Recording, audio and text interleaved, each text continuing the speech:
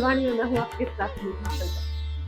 दोस्तों, आज का दिन कोई साधारण दिन नहीं है। आज महाशिवरात्रि है, वो रात जब खुद भोलेनाथ जागते हैं और अपने भक्तों की पुकार सुनते हैं। आज का दिन खास इसलिए भी है क्योंकि बाबा महाकाल का धाम उज्जैन में है और महाकाल केवल शिव नहीं है, महाकाल समय के भी स्वामी है। कहा जाता है कि जो भक्त महाशिवरात्रि की रात सच्चे मन से शिव का स्मरण करता है, उसके जीवन में अटके हुए काम भी धीरे धीरे चल पड़ते हैं। कोई या फिर कई लोग पूछते हैं, क्या सिर्फ जल चढ़ाने से भोलेनाथ खुश हो जाते हैं? तो जवाब है हाँ, अगर जल अच्छे भाव से चढ़ाया जाए। शिव पुराण में बताया गया है कि महादेव को दिखावा नहीं चाहिए, उन्हें चाहिए केवल भाव। तो दोस्तों, आज सूर्योदय सुबह 7:03 पर हुआ और सूर्यास्त शाम 6:18 पर होगा। चंद्रमा का उदय सुबह 5:19 पर हुआ और शिवरात्रि, चंद्र दर्शन और रात्रि जागरण का अलग ही महत्व माना गया है। आज जल अभिषेक का सबसे शुभ समय सुबह 8:24 से दोपहर 12:35 तक है। इसके अलावा शाम 6:11 से 7:43 तक भी जल चढ़ना शुभ माना गया है। लेकिन अगर आप इन समयों में नहीं कर पा रहे हैं पूजा पाठ, तो घबराइए नहीं। भोलेनाथ का भाव देखते हैं, घड़ी नहीं देखते, बस मन सच्चा होना चाहिए। अब बात करते हैं सही विधि की। शिवलिंग पर जल चढ़ाते समय उत्तर दिशा की ओर मुख करके खड़े होना सबसे शुभ माना गया है। उत्तर दिशा को माता पार्वती से जोड़ा जाता है। जल हमेशा धीरे धीरे चढ़ाएं, जल्दबाजी में तेज धार से पानी ना गिराएं।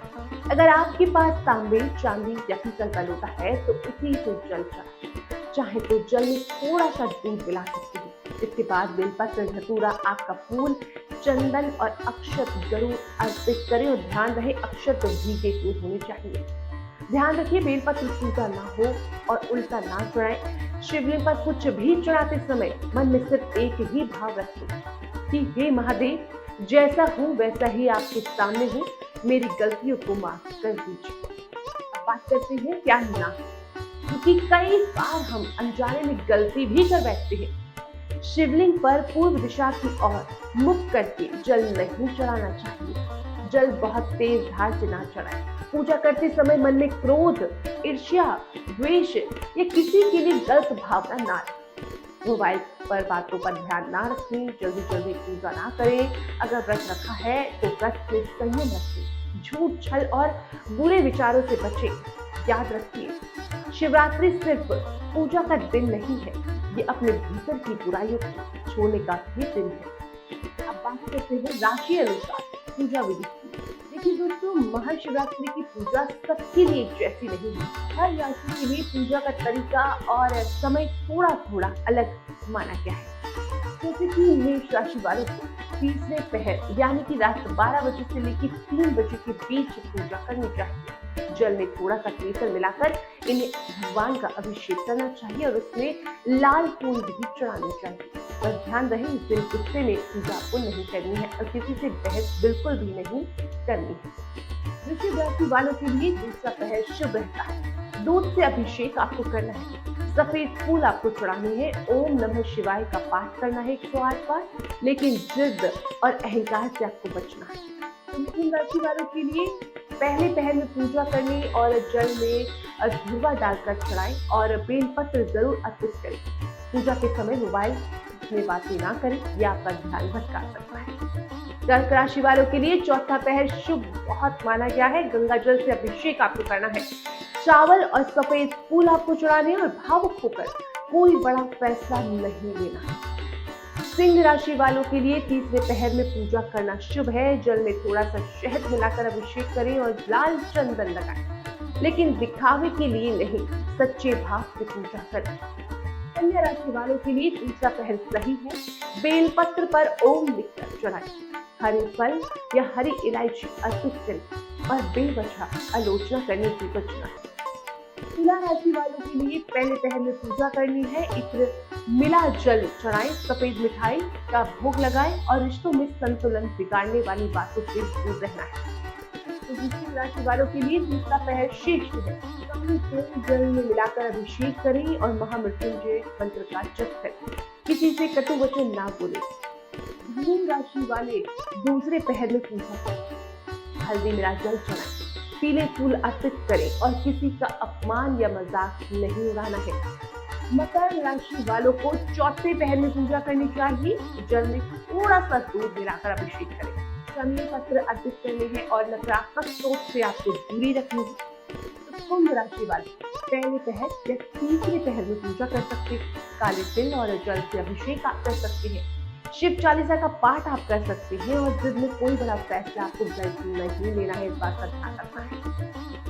मीन राशि वालों के लिए दूसरा या चौथा पहर शुभ है। गंगा जल और शहद मिलाकर अभिषेक करें, पीले फूल चढ़ाएं और भ्रम व कल्पनाओं में ज्यादा ना करें। दोस्तों, शिवरात्रि की रात जागरण का भी बहुत महत्व है। पूरी रात जाग पान सबके लिए संभव नहीं होता, लेकिन आप कम से कम कुछ समय शिव का नाम स्मरण करें, ओम नमः शिवाय का जाप करें। अगर मंत्र ज्यादा नहीं आते तो बस मन ही मन भोलेनाथ को याद करते रहें, वो सुन लेते हैं। अगर आपके जीवन में कोई बड़ा दुख चल रहा है, कोई रुकावट है, शादी में अड़चन है, करियर में ठहराव है, तो आज ही रात यानी कि महादेव से खुलकर बात कीजिए। उनसे कह दीजिए कि भोलेनाथ मैं थक गया हूँ, अब आप संभालिए। कई भक्तों का अनुभव है कि महाशिवरात्रि की रात मांगी गई सच्ची मन्नत कभी खाली नहीं जाती। दोस्तों, आज आपको क्या नहीं करना है और क्या करना है? जल, दूध, बेलपत्र, धतूरा, आग का फूल, चंदन अर्पित करने हैं। मन में कोई भारी बात है तो दुखी ना हो, कोई मनोकामना है तो बस भोलेनाथ से सीधे दिल से कह दीजिए। महाकाल भाव से कुछ सिखावन है। आप मंदिर जाइए या ना जाए, घर पर भी मन से शिव को याद कर सकते हैं। अगर घर में शिवलिंग नहीं है तो शिव की तस्वीर के सामने दीपक जलाकर भी आप पूजा कर सकते हैं।